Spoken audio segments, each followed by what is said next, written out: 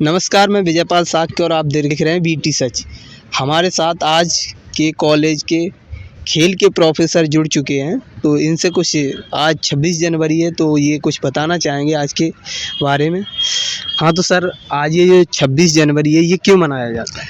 26 जनवरी जो कि 26 जनवरी 1950 को हमारा जो संविधान है वो लागू हुआ था, इसलिए हम इसको गणतंत्र दिवस के रूप में मनाते हैं।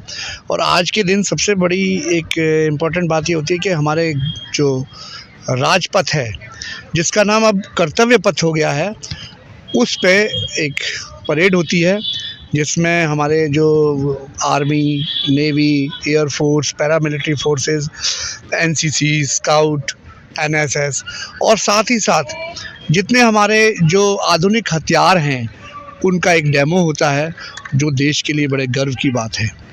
जी सर, ये जो आप ट्रेनिंग देते हैं इससे बच्चों को मतलब किस किस चीज़ में कैरियर बना सकते हैं बच्चे?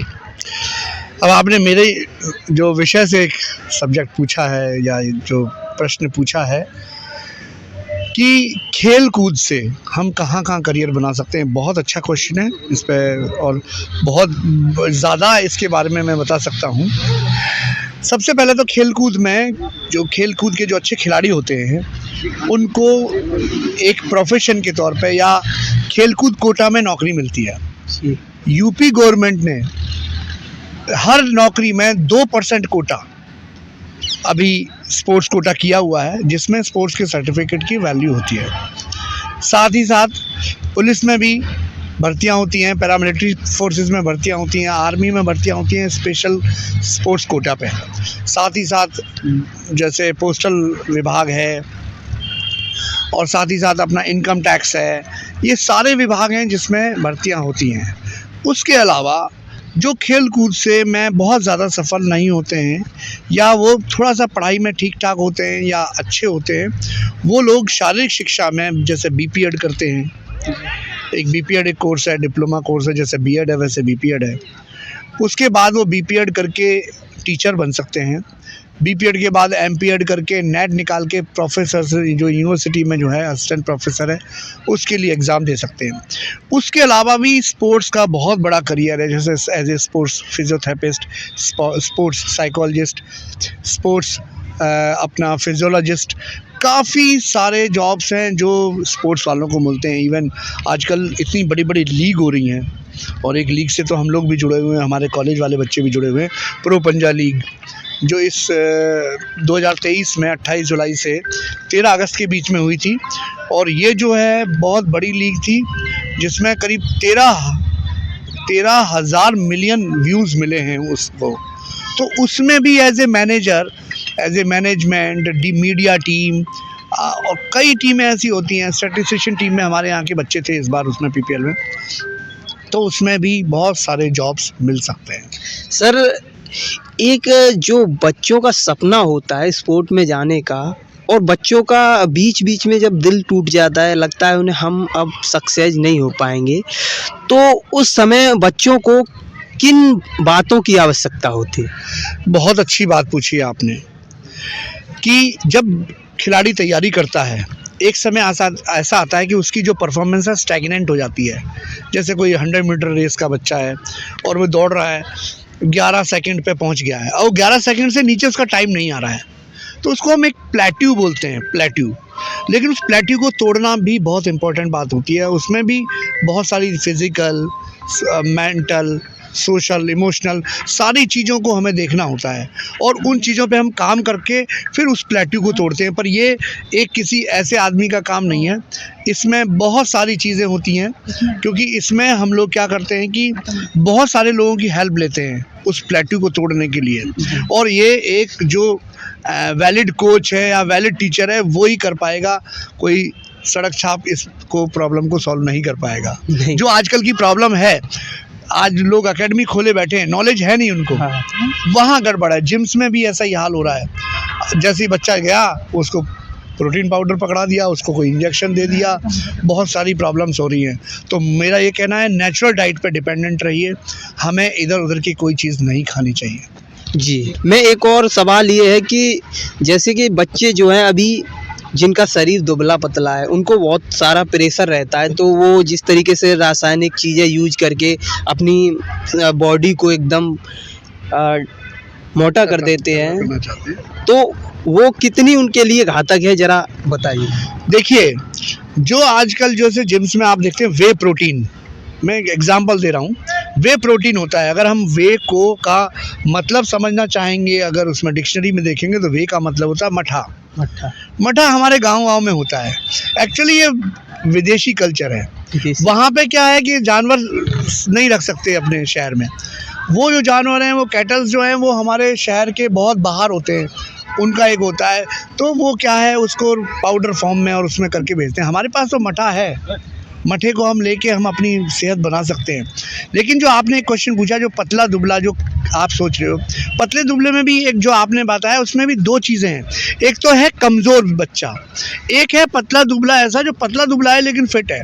जो मैराथन रनर्स होते हैं, 42 किलोमीटर की दौड़ दौड़ते हैं, उनमें फैट बिल्कुल नहीं होता, वो लीन एंड थिन होते हैं, बिल्कुल पतले दिखाई देंगे, लेकिन उनमें जान बहुत होती है। तो ज़रूरी नहीं है कि कोई पतला है तो उसमें जान नहीं है। इवन मतलब यह है कि पतला आदमी भी फिट हो सकता है और थोड़ा तगड़ा है वो भी फिट हो सकता है।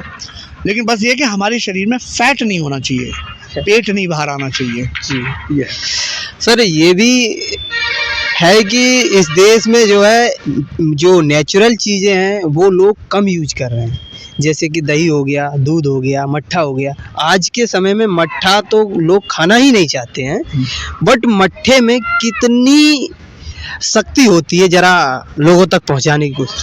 ये बहुत अच्छी बात कही आपने। मैं अभी बता ही रहा था, वे प्रोटीन जो पाउडर जो मिलता है 5,000 रुपये किलो, 4,000 रुपये किलो, वो जो पाउडर है वो मठे से बनाया हुआ है और हमारा नेचुरल रिसोर्सेज। और दूसरी बात एक बात बताऊँगा, हमारे शरीर में प्रोटीन की ज़रूरत होती है, प्रोटीन की ज़रूरत होती है। और जैसे अगर हम 1 किलो दही ले लेंगे तो उसमें 100 ग्राम प्रोटीन होता है 1 किलो में, और वैसे अगर दूध में लेंगे तो दूध में नहीं होता है इतना, दूध में 30 से 35 ग्राम होता है एक किलो में। लेकिन उसमें आपका 1 किलो उसका दही अगर बना लेंगे तो वो 90-100 ग्राम प्रोटीन हो जाता है। तो वो प्रोटीन की जरूरत होती है, इसलिए दही से बना हुआ मठा ये हम लोग यूज़ कर सकते हैं। जी, बहुत बहुत धन्यवाद सर। थोड़ा आप अगर लोगों के लिए थोड़ा गाइड कर सकते हैं, जो लोग अभी जैसे कि धर्म में पड़े हुए हैं, मगर ये स्वतंत्रता दिवस जो होता है वो हमारे लिए एक तरीके से, चाहे वो हिंदू हो, मुस्लिम हो, सिख हो, जैन हो, ईसाई हो, सभी के लिए एक पर्व है, ये सभी लोगों का पर्व है। मगर इस दिन हम लोगों को शांत भाव में और सारे धर्मों की भावनाओं से दूर होकर के देश के प्रति जागरूक होना चाहिए।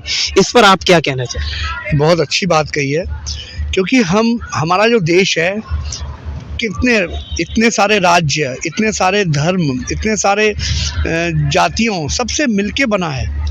हम सब एक हैं। पहले एक कहावत थी कि भाई हिंदू, मुस्लिम, सिख, ईसाई आपस में हैं भाई भाई, कोई हमारे में अलग नहीं है। अगर किसी का काट के खून निकालेंगे तो उसमें कोई ज़्यादा अंतर नहीं मिलेगा आपको। हाँ, वो जो उनकी कैटेगरी है A, B, O, वो अलग चीज़ है, लेकिन फिर भी सब एक जैसे हैं। पालन पोषण भी सबका अपने जैसे जिस परिवार में जन्म लेते हैं उस हिसाब से होता है। हमें किसी से भेदभाव नहीं करना चाहिए। और खेल जो है ना, एक ऐसा माध्यम है जिसमें हम इन चीज़ों से दूर हो सकते हैं। क्योंकि अगर कोई फुटबॉल का खिलाड़ी है, बॉल लेके जा रहा है, तो वो अगर कोई साथ में बॉल गोल के पास पहुंचा है तो वो बॉल उसको ही देगा।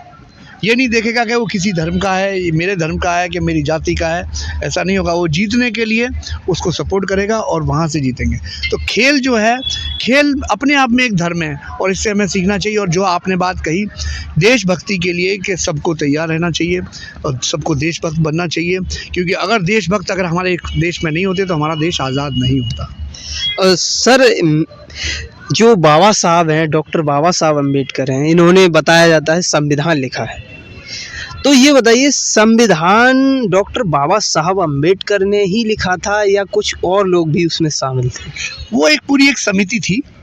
उस समिति के अध्यक्ष जो थे वो भीमराव अम्बेडकर जी जो थे, उनकी अगुवाई में, उनकी लीडरशिप में ही ये काम हुआ था। जैसे अगर मोदी जी बाहर जाते हैं विदेश, तो भारत को रिप्रेजेंट करते हैं, प्रतिनिधित्व करते हैं।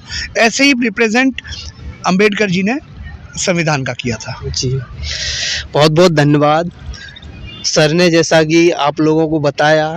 और मैं तो चाहता हूँ कि इस देश में जो धर्म के आधार पर भेदभाव हो रहा है, जाति के आधार पर भेदभाव हो रहा है, लिंग के आधार पर होता है, ये सब बंद करो और ज़्यादा से ज़्यादा समाज को शिक्षित होने की ज़रूरत है। आज गांव-गांव स्कूल होने के बावजूद भी देश में पूर्ण रूप से शिक्षा नहीं है। ये एक बहुत बड़ा सवाल है देश के सामने। जब तक हमारे देश में शिक्षा नहीं होगी तब तक ये देश आगे नहीं बढ़ सकता है।